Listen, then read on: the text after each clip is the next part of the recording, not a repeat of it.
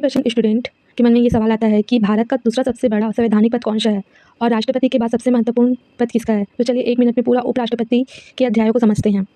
तो भारत का उपराष्ट्रपति वाइस प्रेसिडेंट, इसको हम 6 पॉइंट सब पॉइंट में अध्ययन करेंगे और इमेज के द्वारा समझेंगे क्योंकि हमारा ब्रेन इमेज को कैच करता है। तो चलिए स्टार्ट करते हैं। भारत का एक उपराष्ट्रपति होगा, ये हमारे संविधान में बताया गया है और ये उपराष्ट्रपति का पद अमेरिका के संविधान से लिया गया है। तो सबसे पहले याद रखिए कि भारत का उपराष्ट्रपति का पद जो है वो आर्टिकल 63 में बताया गया है। राष्ट्रपति के पद उपराष्ट्रपति भारत का दूसरा सर्वोच्च संवैधानिक पद होता है। ये भारत का दूसरा सर्वोच्च संवैधानिक पद होता है उपराष्ट्रपति का पद, और इसका चुनाव अप्रत्यक्ष रूप से होता है और मतदान जो होता है वो गुप्त मतदान होता है। तो फर्स्ट संवैधानिक प्रमुख राष्ट्रपति होते हैं और सेकंड उपराष्ट्रपति होता है। ये भारत के संविधान के आर्टिकल 63 में बताया गया है। ये देखिए सेकंड हम देखेंगे। सेकंड जो है वो उपराष्ट्रपति के चुनाव संसद के दोनों सदनों के सदस्य मिलकर करते हैं। ये बताया गया है। सेकंड पॉइंट में चुनाव के बारे में बताया गया है, जिसमें ये बताया गया कि संसद के दोनों सदन मिलकर ही इसका चुनाव कराते हैं। अब बात करते हैं चुनाव की। तो उपराष्ट्रपति का चुनाव जनता नहीं कराती, इसका चुनाव संसद के दोनों सदनों यानी कि लोकसभा और राज्यसभा के सदस्य मिलकर कराते हैं। थर्ड पॉइंट ये है कि इसके कार्यकाल के बारे में बताया गया है। तो उपराष्ट्रपति का कार्यकाल 5 वर्ष का होता है, लेकिन नया उपराष्ट्रपति चुने जाने तक वह पद पर बना रह सकता है। फोर्थ पॉइंट ये बताता है कि उपराष्ट्रपति सबसे महत्वपूर्ण कार्य राज्यसभा का पदेन सभापति के रूप में वो कार्य करते हैं।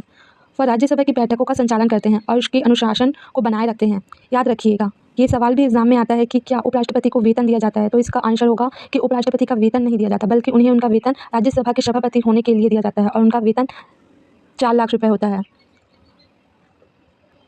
फिफ्थ पॉइंट में हम राष्ट्रपति के कार्य के बारे में देखेंगे। यदि राष्ट्रपति का पद रिक्त हो जाए तो राष्ट्रपति को कार्य करने में असमर्थ हो तो उस समय उपराष्ट्रपति को कार्यवाहक राष्ट्रपति के रूप में चुना जाता है। आपको इमेज में बताया गया है कि यदि किसी कारणवश राष्ट्रपति पद पर रिक्त हो जाए या वो राष्ट्रपति पद संभालने में असमर्थ हो तो उस समय उपराष्ट्रपति को कार्यवाहक राष्ट्रपति के रूप में चुना जाता है।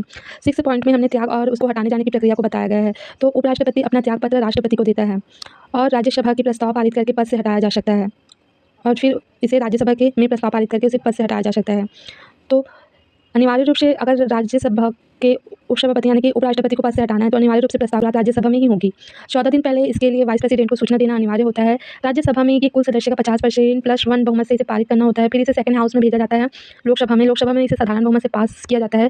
फिर उपराष्ट्रपति को उसके पद से हटा दिया जाता है। तो अभी हमने जो पढ़े हैं उसकी मुख्य बातों पर एक नज़र डालेंगे कि आर्टिकल उपराष्ट्रपति जो कि आर्टिकल 63 में बताया गया है। दूसरा पॉइंट हमने पढ़ा संसद द्वारा इसका चुनाव किया जाता है। पांचवा पॉइंट हमने उसके कार्यकाल के बारे में पढ़ा कि इसका कार्यकाल 5 वर्ष होता है।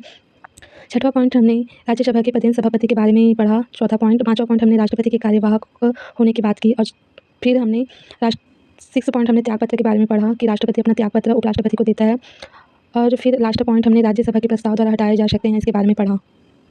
तो इसको याद रखने की ट्रिक हो जाएगी कि आर्टिकल 63 चुनाव संसद द्वारा कार्यकाल 5 वर्ष सभापति राज्यसभा का कार्यवाहक राष्ट्रपति त्यागपत्र हटाना राष्ट्रपति के प्रस्ताव द्वारा